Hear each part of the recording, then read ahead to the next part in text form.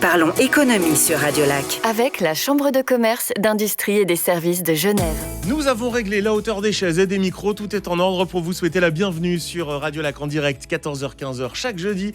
C'est votre rendez-vous Parlons économique. Vous retrouvez également sur onetv.ch. C'est quand vous le souhaitez. L'économie, il y a beaucoup de choses à dire, notamment l'économie des producteurs d'électricité. On sait, ça prend l'ascenseur, l'électricité. Eh bien, nous nous y intéresserons un petit peu plus tard dans cette émission. Également, nous allons parler seconde main avec des vêtements de luxe, haut de gamme, de seconde main. Oui, c'est possible. C'est à Genève que ça se passe. Et puis nos premiers invités qui sont arrivés dans ce studio, les voici. Bienvenue. Parlons économie sur Radio Lac. Genève innove. Bonjour Jaira Guevara. Bonjour. Vous êtes responsable de l'incubateur d'économie circulaire chez Impact Hub Switzerland. Pour la Suisse romande, il y a Michael également qui est avec nous. Bonjour. Bonjour. Vous êtes le fondateur d'Histoire sans chute, vous faites de la recyclerie de textiles et vous êtes justement incubé. Alors tout d'abord, la présentation globale d'Impact Hub Switzerland. Oui, alors Impact Hub, c'est un réseau international. Rapprochez-vous un petit peu de votre micro, Entendez, s'il alors, vous plaît. Impact Hub, Merci, c'est on vous un entend. réseau international. Ils sont situés un peu partout dans le côté du monde. C'est ancré localement et géré localement avec les solutions nécessaires pour impact localement. En Suisse, nous avons 6 Impact Hub. C'est situé à Zurich, Berne, Basel, Lugano, Genève et Lausanne. Ah oui, on inonde bien toute la Ouais. Suisse, là, effectivement. Ouais, exactement, oui. Et puis notre mission, c'est principalement pour trouver des solutions premièrement, des solutions pour nous en tant qu'humains, pour la protection de l'humanité et aussi la planète. Et notre mission, c'est créer des espaces créatifs pour connecter les gens, pour trouver des solutions. On soutient des entrepreneurs et aussi des entrepreneurs qui ont des initiatives sociales et environnementales. Et puis aussi, on accompagne et oriente des entreprises, des PME, de trouver des solutions pour accélérer l'économie circulaire en Suisse. Je vous entends dire sauvegarde d'humanité, de la planète, c'est tout. Disons, c'est pas léger comme responsabilité. Tout à fait. Mais c'est une question aussi pour vous, Michael. Quand on entend ces termes-là, vous qui êtes le fondateur d'Histoire sans chute, l'idée, c'est Christophe Colomb qui disait ça, c'est simple, mais il suffisait d'y penser, parce que personne ne l'avait fait avant vous. C'est quoi Histoire sans chute ? Pas du tout. Alors, merci de me recevoir et je réponds tout de suite à votre question. Je ne réinvente pas la roue. Le modèle de ressourcerie, et en l'occurrence de ressourcerie textile, existe dans le monde. Donc voilà, mais c'est juste qu'à Genève, il n'y en a pas. Et il fallait vraiment s'y mettre et pouvoir le monter. Très concrètement, on a des vêtements dont on ne se sert plus, on a des chutes, littéralement. Vous en faites quelque chose. C'est ça. Chez Histoire sans chute, nous collectons, trions, réemployons, mais également nous faisons la promotion de la réparation textile. Car pour jeter moins, eh bien, il faut déjà commencer par réparer plus et prendre soin de ce que nous avons déjà. Vous avez tout à fait raison, mais je reviens sur cette notion de sauvegarde de la planète. Finalement, on est dedans, c'est ce côté à l'échelle locale, on fait du bien global, finalement. C'est ça. Et en l'occurrence, même de créer des circuits, mais également des circuits courts. Donc voilà. Quelque chose à ajouter ou tout a été dit ? Là, c'est un exemple de comment on travaille localement, par exemple avec l'incubateur d'économie circulaire. En termes de start-up, il y a 33 start-up, il y a 7 start-up genevoises qui sont sélectionnées donc, dans toute la Suisse. Comment est-ce qu'on les choisit ? Quels sont leurs profils ? Principalement, il y a 3 aspects importants. C'est pour des jeunes pousses. Alors, c'est des entrepreneurs qui ont moins de 2 ans de start-up ou même pas encore de start-up, mais dans la phase idéation. Ils doivent présenter différents principes d'économie circulaire.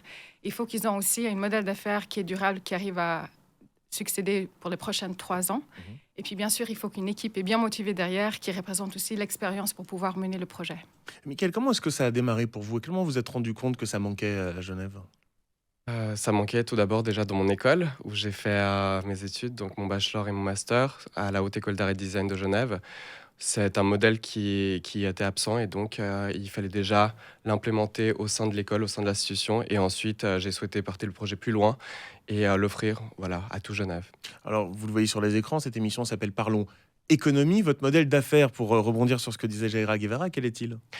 Alors, il se base sur celui que l'on retrouve dans le secteur du bâtiment ou de la restauration. Aujourd'hui, les entreprises font appel à des prestataires externes pour venir chercher et traiter les déchets, que ce soit de construction ou alimentaire respectivement. Pourquoi ne pas faire la même chose avec les déchets textiles? Moi, ce que je trouve intéressant dans ce que nous dit Michael, Jaira Guevara, c'est que on parle très souvent de nouvelles technologies, de voilà comment révolutionner les choses avec des algorithmes. On n'est pas du tout là-dedans. Pourtant, c'est extrêmement nécessaire ce que propose Histoire sans chute. Alors, vous parlez d'innovation. Mhm. Je dirais, premièrement, le concept d'innovation, qu'on parle d'économie circulaire en soi-même, crée en fait le modèle d'affaires d'une économie circulaire innovant. Premièrement, si on imagine qu'on doit trouver des solutions de recréer en fait le produit dès le début, le design du produit dès le début pour enlever le déchet à la fin, la collaboration nécessaire pour tout l'écosystème, tous les fournisseurs qui rentrent dedans, et aussi pouvoir vendre un produit qui est durable avec un prix abordable pour que les consommateurs soient contents, c'est assez innovante dans son façon, je dirais. D'une certaine manière, ce sont des méthodes du passé adaptées à l'avenir, ce que vous proposez. Souvent, on parle de low-tech. Ouais. Voilà, donc oui. L'avenir, ça sera mieux après, quoi, finalement. Hein. On continue d'ailleurs de parler de tout ça dans quelques instants. Vous restez avec nous sur One TV et sur Radio Lac. Parlons économie sur Radio Lac. Genève innove. Quelle structure pour l'économie circulaire? On continue de se poser la question avec la responsable de l'incubateur d'économie circulaire chez Impact Hub Switzerland pour la Suisse romande, Jaira Guevara. Et Michael, vous qui avez fondé Histoire sans chute, vous faites de la recyclerie de textiles et vous faites donc partie de cet incubateur. Pourquoi avoir choisi Michael plus qu'un autre? Parce qu'il y a plein, et tant mieux, de bonnes initiatives d'économie circulaire. Michael, c'est une belle chance que je l'ai rencontré, faire partie des acteurs locaux à Genève qui a son petit repair café. Tous les lundis, il donne son temps à en fait, enseigner des gens ou les aider à apprendre comment faire la réparation des habits. Et c'est là que je me suis dit, en fait, il y en a très peu des entrepreneurs de ce style-là. Et en disant qu'on parle des solutions ou les problèmes qu'on a dans le monde aujourd'hui, le textile, ça fait partie d'un des plus grands. Et après avoir écouté son histoire, je me suis dit que ça sera super de pouvoir l'accompagner. Du coup, je l'ai encouragé de rejoindre le programme. Et c'était aussi, bien sûr, par la sélection nationale qu'il était sélectionné. Et puis le jury membre localement qui l'a sélectionné finalement. Parce qu'on se rend peu compte, mais c'est un vrai drame le textile. C'est-à-dire que quand nous, on ne se sert plus de nos vêtements ou alors ils sont déchirés, on veut bien faire. Donc on va les mettre dans des sacs, dans des bennes, en se disant comme ça, ils ont une seconde vie. La réalité, c'est que très souvent, à la fin, ils se retrouvent vendus à la tonne dans des pays d'Afrique qui, eux, n'ont rien demandé. En fait, on va les bazarder là-bas, pour être honnête. Donc il faut mieux faire dès le début, c'est l'idée. Hein. Exactement. Et la deuxième réalité, c'est que toutes les chutes finalement de tissus qui terminent dans la poubelle simple, avec nos ordures ménagères, finissent incinérées. Donc voilà, l'incinération en vrac ou l'exportation dans des pays vers le sud global. Donc on l'a dit, 33 startups pour l'intégralité de la Suisse, ça semble presque peu, désolé de vous le dire comme ça. Ouais. On a reçu 80 applications au national. 33, c'est ceux qui étaient sélectionnés principalement parce qu'il n'y en avait pas beaucoup qui rentraient dans le modèle d'économie circulaire. Aussi, niveau application par région, par exemple, pour vous donner un exemple, à Genève, on a reçu 20 applications. On aimerait bien avoir ces nombres agrandir aussi. Et c'est aussi le jury membre qui a décidé, des experts dans l'industrie qui voulaient quand même donner l'opportunité pour s'assurer qu'on a quand même la qualité et aussi un résultat positif par rapport à les entrepreneurs qui sortent de l'incubateur pour être proprement incubés. Vous n'êtes pas les seuls à faire de l'économie circulaire. Est-ce qu'on essaye de se piquer les jaunes pouces entre nous? Ça fonctionne comment, cette concurrence? J'espère saine. En fait, le chemin d'un entrepreneur est énorme et long. Et c'est très un grand challenge. Et même plus, je dirais, pour ceux qui essaient d'appliquer en fait, la durabilité simplement parce que ça coûte beaucoup plus cher, ça coûte beaucoup plus de temps. C'est des grands risques aussi pour eux. Et pour nous, notre travail, c'est de travailler avec l'écosystème local. C'est très important pour nous de voir comment est-ce qu'on peut faire continuer en fait, l'accompagnement pour les entrepreneurs après l'incubateur. Qui pourra les reprendre pour que ça... C'est notre travail, en fait, pour qu'ils succèdent les prochaines années. Par exemple, tu faisais aussi partie de l'incubateur Pulse. C'est une continuation qui puisse avoir ce soutien plus loin. On parle également d'une grande transition, c'est une initiative, la transition de l'économie circulaire, en anglais la circular economy transition. Là, l'idée c'est quoi? C'est d'aller, on l'aura bien compris, vers une économie plus circulaire, mais très concrètement. Très concrètement, on sait déjà, on a déjà entendu qu'on est dans cet état d'urgence pour le climat. Et on sait très clairement aussi aujourd'hui que l'économie circulaire fait partie de cette grande solution, une méthode de production et de consommation qui permet vraiment de réduire énormément l'empreinte carbone. Voilà. Et du coup, l'économie circulaire, le Circular Economy Transition, c'est une initiative qui a été menée par 6 Impact Hub suisses ensemble.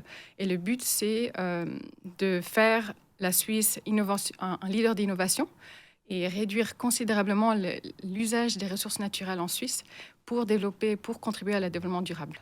On en est où? Alors, on en est où? On est il y a aussi un rapport récemment auquel on collabore aussi avec nos partenaires Kickstart Innovation.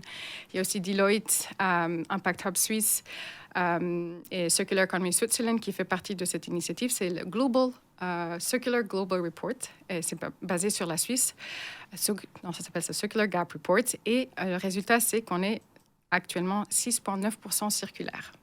Du coup, il y a encore de la marge. Hein. Il y a une grande marge, une énorme opportunité pour être plus circulaire. Et puis l'économie circulaire fait partie de ces solutions. Oui. Grâce notamment à Michael. Alors la suite pour vous, c'est quoi? C'est de passer d'un hub à l'autre ou au bout d'un moment, vous direz, bon ben voilà, maintenant j'ai ma structure, on va créer quelque chose, je ne sais pas, de différent, de plus pérenne, je ne sais pas comment vous voulez le dire. Tout d'abord, les incubateurs sont des opportunités précieuses qui ne sont pas du tout en concurrence et totalement complémentaires. L'idée ne serait pas forcément de bouger de hub en hub, mais alors il faut savoir qu'aujourd'hui, les activités d'Histoire sans chute sont éparpillées sur le territoire du canton de Genève, et faute en fait tout simplement d'espace commun où pouvoir les mettre en œuvre.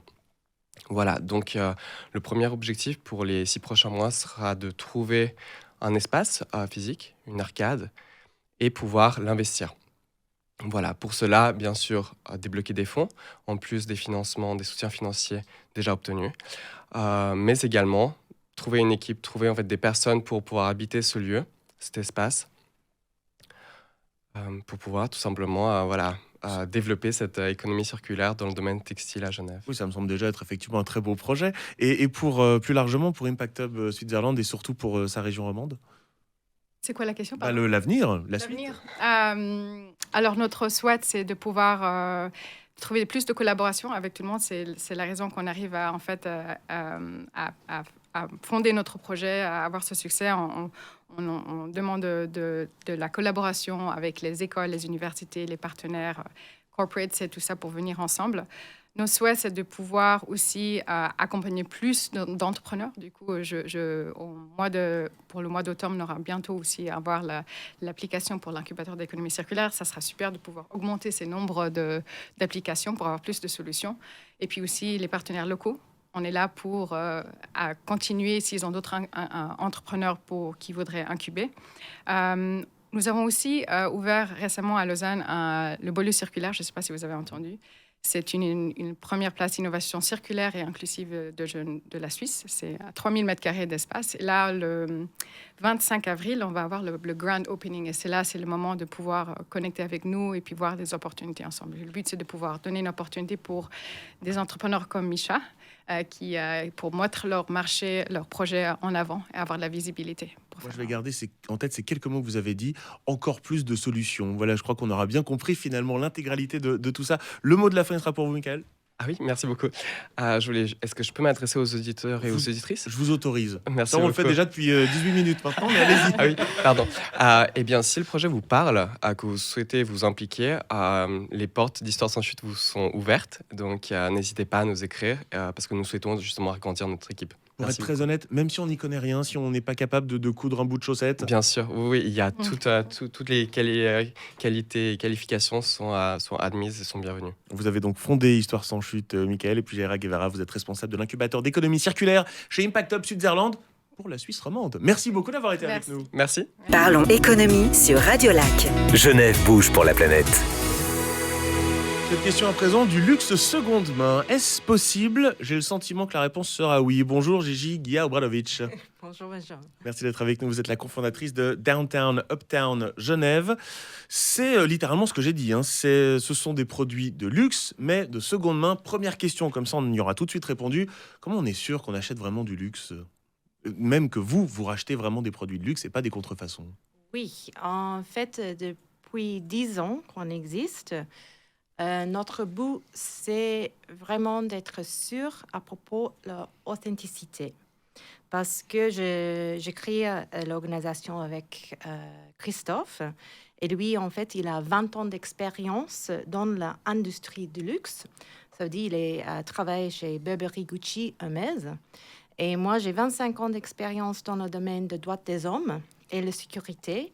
Et en fait, c'est lié avec la mode et les produits parce que je travaille contre la contrefaçon. Et donc, il y a les éléments d'authenticité là. Et ce qu'on fait, nous, en fait, on travaille sur ce consignment, au dépôt-vente. Et donc, ça veut dire qu'on connaît les gens qui amènent les produits chez nous. C'est extrêmement important pour nous que les produits sont première main, deuxième main. Pas troisième ou quatrième, c'est exactement. ça. Voilà. Ça veut dire qu'ils sont les premiers gens qui ont acheté de la boutique même. Et donc, c'est le deuxième vie, littéralement, pour le produit. Et aussi, en fait, ici, en Genève, il y a une bonne régulation qu'on doit prendre l'identification des gens qui amènent les produits. Ça, oui, on doit connaître leur identité, effectivement. Exact. Très concrètement, c'est un marché de la seconde main qui est en plein boom. On le voit en ce moment, il y a Watches and Wonders, il y a des entreprises de montres qui rachètent des startups qui font de la montre de seconde main. Est-ce que vous le constatez aussi dans ce que vous proposez ? Est-ce que c'est en plein boom ou est-ce que les gens, ça reste de la seconde main, donc ils se disent « Ah, je sais pas trop si ça vaut le coup de mettre 400-500 francs dans une belle veste ». C'est extrêmement intéressant, ces questions, parce que mon commentaire, c'est oui et non. Comment ça? Non, en fait, d'un point de vue économique, voilà. En fait, ce que les médias nous annoncent, des chiffres entre 70 et 120 milliards de dollars aux États-Unis de valeur, c'est possible, mais en fait, cela représente seulement la valeur du stock des images. Ça veut dire dans nos dressings. Donc, oui, c'est pas la valeur marchande à la fin, bien sûr. Ça ne signifie pas la valeur finale de la demande, c'est très important ça, ni des ventes, pas du tout. Et en fait, en réalité, le marché deuxième main, de fast fashion jusqu'à haut de gamme, c'est saturé. Et les gens ne disent pas ça parce qu'il y a beaucoup de venture capitalists, etc., qui veulent prendre avantage de cette situation. Et donc, c'est non en boom, en fait, c'est saturé. Mais l'autre côté, oui. Le oui, c'est en fait de point de vue de tendance. Et c'est super parce qu'on doit vraiment en voir le recyclage. Ça commence à être slow fashion. Oui, et c'est aussi d'ailleurs l'avantage d'un produit de luxe, c'est que par définition, il se veut intemporel. Oui. Donc un beau sac hier, ça reste un beau sac aujourd'hui. C'est ce qu'on veut. C'est un petit peu différent dans le marché. Ça dépend de ce qu'on parle. Oui. Mais alors, si on regarde les pièces que vous proposez, alors moi, je suis allé voir ce qu'il y avait pour les hommes. On ne sait jamais, il y a peut-être ma taille. On va trouver de la veste Hermès qui coûte à la base 3 000 francs, que vous vendez 474 francs. On trouve également une robe de chambre Dolce & Gabbana, prix de vente 3 000 francs, que vous vendez 732 francs. C'est quand même 732 francs pour un peignoir, finalement. Alors, après, c'est à chacun de juger si ça les vaut ou non. C'est ça la difficulté dans ce que vous proposez. Oui, il y a plusieurs choses avec le deuxième main de haut de gamme.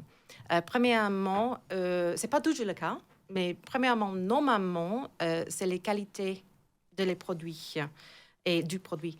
Et c'est ça que détermine, par exemple, le prix que vous avez dit. Autre côté, c'est que si c'est en demande, il y a les produits que tout le monde veut, et c'est comme dans l'économique de base.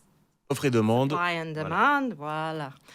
On jongle tous cet élément, tout à fait. Oui. On voit bien que ces notions économiques sont parfaitement éternelles. Vincent Subilia, on vous a pas encore entendu. Bonjour, directeur général de la Chambre de commerce, d'industrie et des services de Genève. Benjamin. J'aime bien cette idée comme cela de dire l'offre, la demande, le marché est toujours là, mais qu'est-ce qu'on peut y apporter de différent ? Absolument, et je crois que c'est une loi aussi vieille que le monde, hein, que celle de l'offre et de la demande, mais là qui s'applique à un segment de marché différent parce qu'on est dans cette perspective de durabilité, de produits qui se voient offrir une deuxième vie. Et puis, on est aussi dans une lecture plus démocratique, même si les prix restent élevés, parce que c'est eh bien, des produits de grande qualité, de marque, au propre et au figuré. Eh bien, ça permet probablement à un plus grand nombre de pouvoir y accéder. On va continuer de s'intéresser à tout cela dans quelques instants. Vous restez avec nous, bien sûr, c'est Parlons Économie. Parlons économie sur Radio Lac. Genève bouge pour la planète. Continuons de parler seconde main, du luxe seconde main. Est-ce que c'est possible ? Eh bien, oui, chez Downtown Uptown, que vous avez confondé Gigi Guilla-Obradovic. On s'intéresse à cela. Je vous ai quand même demandé, Michael, de revenir nous voir. Vous êtes donc le fondateur d'Histoire sans chute. Je me demandais si, finalement, entre ce que vous proposez et ce que propose Downtown Uptown, si c'est une concurrence, si ça va dans le même sens. Comment est-ce que vous voyez ça ? Ce n'est pas du tout de la concurrence, peut-être éventuellement de la concurrence indirecte selon les termes économiques de base, mais pas du tout. En fait, vraiment dans une démarche d'économie circulaire, toutes les pratiques et toutes les initiatives sont complémentaires. Aujourd'hui, finalement, nous menons le même combat et donc nous avons besoin de plus en plus d'initiatives qui vont dans le sens de Gigi au niveau de la seconde main, mais également dans le recyclage textile et même dans la réduction des déchets à la source de base. Merci beaucoup pour cette intervention. Gigi Guilla-Obradovic, qui vient chez vous ? Quelle est votre clientèle type ? Vous allez me dire tout le monde, mais c'est un peu trop facile. Non, mais c'est exactement la réponse. Parce que où nous sommes, désolé, où nous sommes situés, c'est vraiment le carrefour de tout. Nous sommes à Paki Navigation. On a tous les hôtels de 5 étoiles. On a tout le monde de Watch and Wonders à ce moment. On a les touristes. On a les étudiantes. On a les gens qui cherchent les fripes. Il y a les gens qui sont connaisseurs de seconde main, que j'adore quand ils arrivent parce que on discute ensemble. On a les gens âgés, on a les millennials, on a honnêtement, désolé, on a tout le monde. Hein. Tant mieux pour vous, alors là, très clairement. Et le commerce en ligne, parce qu'aujourd'hui, on fait 3 clics, on achète des vêtements en plus à pas cher. Est-ce que ça, pour vous, c'est un problème ? Est-ce que c'est une concurrence ? Non, en fait, on avait le premier site en ligne en Suisse, j'ose dire, depuis 9 ans. Et en fait, c'est une chaîne différente et c'est complémentaire. Et pour nous, en fait, grâce à la pandémie, on peut dire, on a fait un partenariat avec 25 autres plateformes locales et internationales. Et grâce à l'Internet, on vend jusqu'à 50 millions de clientes. Pourquoi ? Parce que peut-être que ce n'est pas exactement soutenable dans ce sens, mais ça veut dire aussi que parce qu'on garde la valeur des choses, on ne met pas en grande vente, souvent, ça veut dire que peut-être les gens qui veulent cet article, si on a un article collecteur, peut-être qu'ils sont en Singapour. Oui. Et on trouve les clientes comme ça. Mais voilà. Ils veulent quand même cet article-là, hein, où que ce soit, et ils le trouveront chez vous. Vous parlez d'ailleurs sur votre site internet de luxe éthique. Qu'est-ce que c'est ça exactement ? Puisqu'on a bien compris cette notion de seconde main, mais le luxe éthique, ça va bien au-delà d'une marque. Oui, en fait... Je m'excuse, mais rapprochez-vous un petit peu de votre micro qu'on vous entend mieux. Merci. En fait, on a commencé notre entreprise à moitié-moitié. À moitié de mode éthique neuf et deuxième main. Qu'est-ce que ça veut dire ? Ça veut dire que c'est les choses neuves, mais qui sont fabriquées dans une manière durable, soutenable. Donc, ça veut dire qu'on connaît le supply chain pour être sûr qu'il n'y a pas d'exploitation. Et on a choisi un haut de gamme pour ça aussi. Maintenant, on fait plutôt d'un showcase d'une marque chaque 6 mois. Et on a les nouvelles choses qui arrivent pour printemps. Et comme ça, parce que pour nous, c'est important, toutes les choses existent. On ne va jamais arrêter le neuf, bien sûr, parce que si on arrête le neuf, on ne peut pas. Voilà, deuxième main, voilà. C'est logique, c'est normal. So, on fort en maths. Mais oui, et donc ça veut dire qu'on essaie d'avoir un hybride de tout pour vraiment convaincre tout le monde de changer un peu l'esprit de consommation. Et j'ai l'impression que depuis 10 ans que vous existez, le temps, d'une certaine manière, vous donne raison. Hein. Avant, on avait presque... alors je veux pas dire honte, c'est un grand mot, mais pousser la porte d'un magasin de seconde main, c'est parce qu'on pouvait pas aller dans un magasin de première main. Aujourd'hui, la mentalité est très différente quand même. Exact, exact. Et en fait, c'est un peu marrant qu'on a commencé ici en Genève avec notre entreprise, parce que moi, je suis anglophone. Je connais les boutiques. Pas, je vous rassure. Oui. On connaît les boutiques en New York, Sydney, à Londres, où il y avait seconde main depuis des années. Quand on a commencé notre boutique, c'était mais qu'est-ce que c'est seconde main? Qu'est-ce que c'est deuxième main? C'est vintage, c'est vieux, ça pue, etc. En fait, c'était marrant pour nous parce qu'ici, ça a pris vraiment un peu de temps pour les gens pour habituer à accepter les secondes mains. Et maintenant, ouf, ils adorent.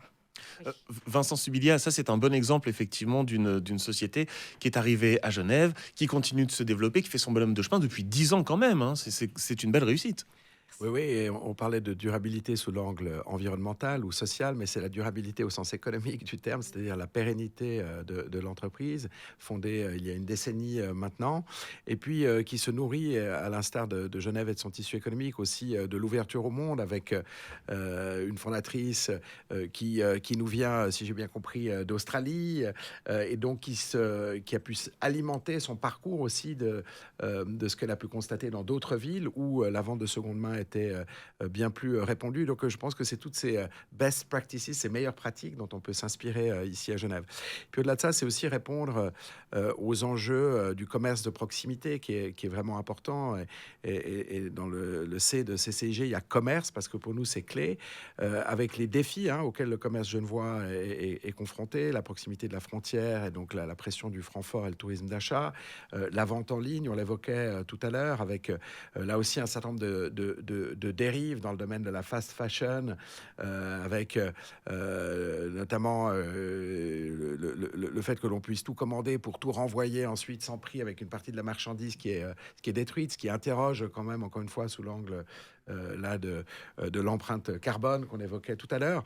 Donc avec ce type de commerce, eh bien, on pérennise la durée de vie d'articles, on la démocratise, je l'évoquais tout à l'heure. Donc je pense que c'est une excellente réponse aussi aux défis que l'on connaît, tant sur le plan environnemental que social. Cette réponse qui s'appelle donc Downtown, Uptown, que vous avez confondé. Gigi Guilla Obradovic, merci beaucoup d'être venu nous voir. Merci. Faites-moi signe quand vous aurez des chaussures en 49, parce que vous n'en avez pas en ce moment et j'ai des grands pieds. Grand plaisir. Merci beaucoup. Parlons économie sur Radio Lac. Le Focus. Bonjour Samy Belaïder. Bonjour. Avec vous, nous allons nous poser cette question. Comment vont les producteurs d'électricité? Car vous êtes consultant énergie chez Columbus Consulting. Merci d'être de retour dans ce studio. Tout d'abord, un état des lieux de la consommation d'électricité qui, je crois, a quand même baissé, puisque c'est ce que l'on nous avait demandé d'ailleurs. Oui, tout à fait. Nous avons publié récemment notre deuxième étude de la santé financière des producteurs d'électricité suisses et également européens, dans lequel nous évaluons donc les ratios financiers pour 14 producteurs majeurs à l'échelle européenne. Il y en a 2 qui sont suisses, Alpiq et Axpo. Mais nous évaluons également la situation du marché dans son ensemble et notamment la consommation qui, effectivement, en Europe et en Suisse, il faut le souligner, est à la baisse. On pourrait citer un chiffre de moins 3% entre décembre 2022 et décembre 2021 en Suisse, chiffre à peu près identique en Allemagne, moins 9% en France sur 5 ans. Donc effectivement, on voit qu'il y a des efforts. Et ces efforts, ils sont faits de 2 manières. D'une part, des efforts voulus, consentis, c'est ce qu'on appelle la sobriété avec les initiatives d'économie d'énergie qu'on nous a tous demandé, auxquelles on a tous demandé de prendre part et que nous avons, les chiffres le montrent, plutôt bien fait. Et puis d'une part, des efforts qui sont plutôt contraints. Là, on pense aux petites et moyennes entreprises qui, face à des coûts d'électricité qui ont fortement augmenté, ont plutôt dû restreindre leurs activités, les réduire. Et on pense également aux collectivités partout en Europe. Mais donc, quand on consomme moins d'électricité, les producteurs d'électricité, eux, sont contents? Alors, on utilise moins leurs produits, après c'est une loi du marché. Oui, c'est vrai. Alors là-dessus, les producteurs, ils ont bénéficié l'année dernière de circonstances très favorables d'un point de vue purement financier, puisque les prix de l'électricité ont très fortement augmenté. Sur les 14 acteurs qu'on a évalués, entre le S1 2022, donc le premier semestre 2022, le premier semestre 2021, il y a une croissance du chiffre d'affaires de 88%. 88% pour ceux qui sont hors canton de Genève. Ça s'explique D'une part, on va dire, parce que ces producteurs, en fait, ils vendent leur électricité sur une bourse, en tout cas une partie de cette électricité, sur une bourse d'électricité à leurs clients. Et cette part d'électricité qui est vendue sur cette bourse, elle dépend de la capacité de production qu'on a appelée en dernier. Et régulièrement, celle qu'on appelle à la fin pour combler le besoin de consommation, c'est une centrale à gaz. Le prix du gaz ayant très fortement augmenté pour des raisons type la guerre en Ukraine, ça se retrouve avec des factures qui ont du coup, des rentrées d'argent pour les producteurs qui sont phénoménales. Alors justement, exemple très concret dans le canton de Vaud qui a été relayé par bon nombre de médias, c'est Cyril Pittier, qui non seulement est le champion du monde du pâté vaudois, mais c'est pas pour ça qu'on va parler de lui, c'est parce que sa facture d'électricité va passer de 2500 francs par mois à 28 000 francs par mois. Il est boulanger, on ne peut pas vendre un croissant 7-8 francs pour arriver à compenser tout ça. Alors je ne sais pas si vous avez quelque chose à dire là-dessus, mais ça interpelle. Oui, bien sûr. Alors là, on est sur un exemple spécifique, je pense, d'un client qui est sur le marché libre de l'électricité. Je ne sais pas si c'est là-dessus que vous vouliez m'amener. Mais donc concrètement, il faut distinguer. Il y a deux types de solutions quand on va acheter de l'électricité. Alors, la majorité des gens, comme vous et moi, tous les particuliers et les petites entreprises, elles sont sur le marché régulé. C'est-à-dire qu'il y a l'ELCOM, c'est l'autorité fédérale de l'électricité, qui va définir, en fait, plutôt les fournisseurs d'électricité, ceux qui nous la vendent, vont soumettre une demande d'augmentation des tarifs, et l'ELCOM va dire non, là c'est trop, vous n'avez pas le droit de faire ça, c'est injustifié. Et donc, entre guillemets, ce marché régulé, il protège les consommateurs dans un contexte où le prix augmente fortement. Par contre, pour plutôt les gros consommateurs, c'est le cas des boulangeries notamment, eux, ils sont sur un marché libre. C'est-à-dire qu'ils sont libres de choisir auprès de qui ils veulent acheter leur électricité. Et là-dedans, l'ELCOM ne peut rien garantir, ne peut rien dire à ses fournisseurs. Donc vous avez aujourd'hui un fournisseur qui vous fait x10 sur la facture en l'occurrence. Vous pouvez dire non, je ne prends pas, je me tourne vers un autre fournisseur, mais potentiellement, il va vous faire la même chose. Ou vous pouvez essayer de négocier. Et c'est la contrainte qu'a rencontré beaucoup de petites PME, effectivement. Mais pour lier ça à ce que vous nous disiez un petit peu plus tôt, on voit bien que ça péjore évidemment le consommateur d'électricité quand c'est dans ce cadre-là. Mais le producteur d'électricité, est-ce que lui, un moment ou un autre, il est péjoré? Parce quand il vend son produit, il a des rentrées d'argent, tant mieux. Quand il vend moins son produit, mais qu'il coûte plus cher, il a des rentrées d'argent, donc tant mieux. Alors, effectivement... Je vous embête, j'ai l'impression. Non, pas du tout. Il faut distinguer le producteur du fournisseur. Concrètement, le producteur, lui, il va utiliser les centrales nucléaires, il va utiliser les centrales à gaz, il va utiliser les parcs d'éoliennes de photovoltaïque pour produire l'électricité et la vendre à des fournisseurs. Et nous, en tant que particuliers ou ce monsieur boulanger ou toutes les entreprises vont avoir des contrats avec un fournisseur qui auront donc acheté leur électricité au producteur et qui vont nous faire des tarifs spécifiques en fonction de nos besoins et de notre consommation. Alors, on vient de parler des consommateurs, qu'ils soient particuliers ou entreprises. Pour les producteurs, vraiment ceux qui vendent leur électricité, eux, ils ont également, même malgré des résultats, des chiffres d'affaires en très forte augmentation, la rentabilité, par contre, elle n'est pas forcément au rendez-vous, pour plusieurs raisons. On peut citer le suédois Fortum, par exemple, qui exploite les centrales à gaz en Allemagne. Comme le prix du gaz a augmenté, sa rentabilité a été très fortement augmentée par cela. On peut citer EDF en France, qui a des centrales nucléaires avec des problèmes de corrosion et qui du coup a dû mettre une grande partie de son parc à l'arrêt et engager des travaux pour réparer son parc nucléaire. Mais on peut également parler en Suisse de Alpiq et de Axpo, qui ont fait face à de grosses difficultés financières sur la fin d'année dernière. Axpo a par exemple dû emprunter 4 milliards de francs suisses à la Confédération. Pourquoi ? Parce qu'une partie de l'électricité qu'ils vont vendre sur des contrats, on va dire, longue durée, donc ils s'engagent en 2025 à produire et à fournir de l'électricité à certains fournisseurs, ils vont devoir, en cas de défaut de livraison, fournir une compensation financière qui va permettre à leurs clients d'aller racheter cette électricité sur le marché. Et comme cette bourse et le prix de l'élec a très fortement augmenté, ce qu'ils doivent mettre de côté en tant que compensation financière, en quelque sorte, explosent leur trésorerie et ils n'ont pas ces capacités. Et l'électricité, c'est aussi des solutions, le photovoltaïque, l'éolien. On en parle dans la dernière partie de cette émission. Reste avec nous. Parlons économie sur Radio Lac. Le Focus. Comment vont les producteurs d'électricité? Question que l'on se pose avec le consultant énergie chez Columbus Consulting, Sami Belaïda. Alors, on a parlé de l'électricité, je dirais presque dans le dur, centrales nucléaires, choses comme ça. On ne répondra pas maintenant à la question si les centrales nucléaires, c'est bien ou pas. On n'est pas là pour ça. En revanche, parlons solutions, parlons panneaux photovoltaïques, parlons éolien. C'est une énergie qui est là, qui est disponible, qui est renouvelable, qui est gratuite une fois qu'on a posé les choses. Quel état des lieux? Je pense qu'il y a 2 semaines, effectivement, le Conseil national a plutôt acté la décision de sortie du nucléaire à la fin de vie des centrales et le virage qui est fait, comme certains pays européens, vers le renouvelable, non pas dans un mix énergétique nucléaire renouvelable, mais plutôt du tout renouvelable en misant sur la force hydraulique de la Suisse. Il faut savoir qu'en Suisse, aujourd'hui, le panneau photovoltaïque, donc l'énergie solaire, est plutôt...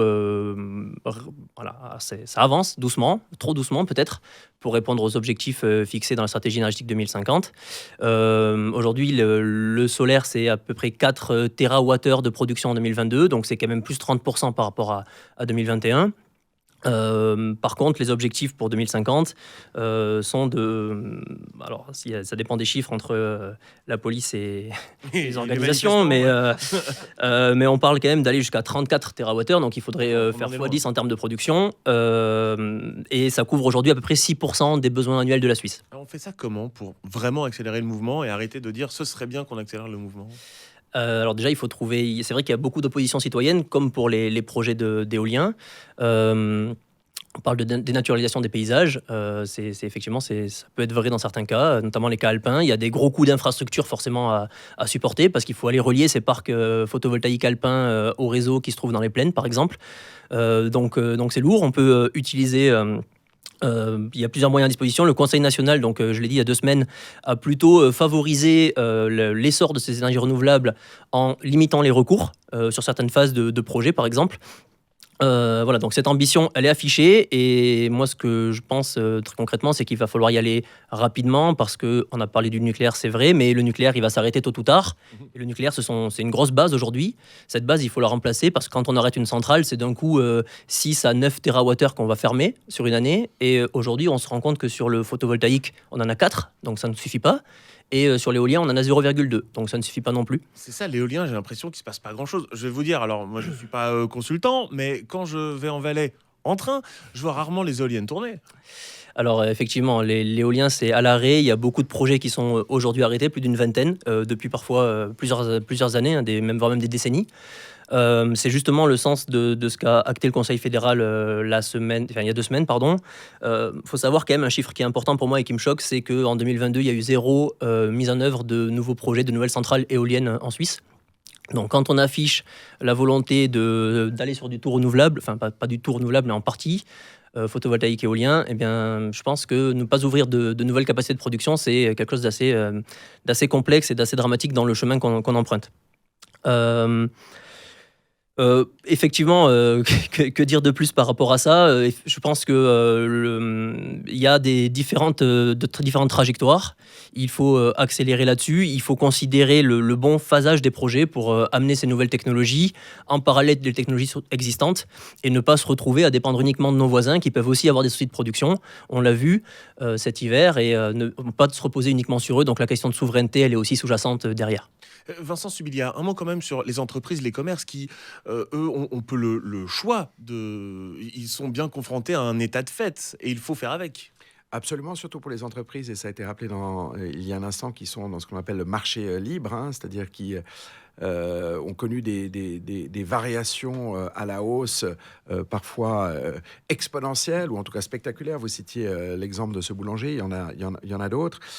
Et donc, lorsque vous avez une très forte volatilité des prix, eh bien, naturellement, ça impacte vos marges et même parfois met en péril la viabilité de votre société. Et puis, de manière plus large, et là, je souscris pleinement aux propos qui viennent d'être tenus, il y a une nécessité. D'ailleurs, le Conseil fédéral a souhaité accélérer cette trajectoire, de diversifier le pool énergétique, tous les canaux d'approvisionnement. L'éolien est une des pistes, avec cette difficulté très humaine, mais que l'on observe souvent, qui est le phénomène NIMBY, ou Not in my backyard en mauvais français, c'est-à-dire pas dans mon jardin. Lorsqu'on est tous très heureux de savoir que eh bien, il y a des pales d'hélices qui génèrent une énergie propre, mais il ne faut surtout pas qu'elle soit à proximité de son logement. Tout ça est naturellement très humain, mais c'est un frein au développement de ce type d'approvisionnement énergétique particulièrement propre. Et donc, oui, il y a une vraie nécessité en Suisse, de pouvoir mieux se prémunir contre la hausse des coûts de sources énergétiques qui nous viennent de l'étranger, et c'est le cas ensuite de la guerre en Ukraine. Et tout ça contribue à l'inflation qui est maîtrisée en Suisse, mais qui reste très marquée. Donc oui, pour les entreprises, sur ce plan-là, eh bien, les temps sont encore plus compliqués. Et donc, il faut pouvoir les aider. C'est ce à quoi la Chambre de commerce s'emploie. Samy Belaïda, je rappelle que vous êtes consultant énergie chez Columbus Consulting. Merci beaucoup d'avoir éclairé nos lanternes avec de l'électricité. Donc, merci beaucoup. Merci à vous. Parlons économie sur Radio Lac. Avec la Chambre de commerce, d'industrie et des services de Genève. Merci à vous d'avoir suivi cette émission. Vincent Subilia, un mot quand même sur l'Assemblée Générale de la Chambre de commerce, d'industrie et des services de Genève qui va se dérouler à Palexpo.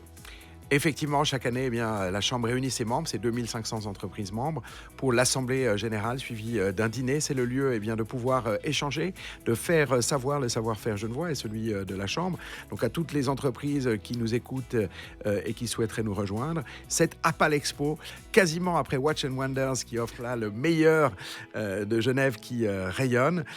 Mardi prochain, le 4 avril, on se réjouit de vous y accueillir. Merci de votre confiance. Avec notamment Mauro Poggia d'ailleurs qui aura un message à passer à celles et ceux qui seront présents. Merci à Noah Sherman pour la réalisation de cette émission, Nicolas Grangier pour la préparation. À la semaine prochaine. One TV, programmé VOD sur onetv.ch.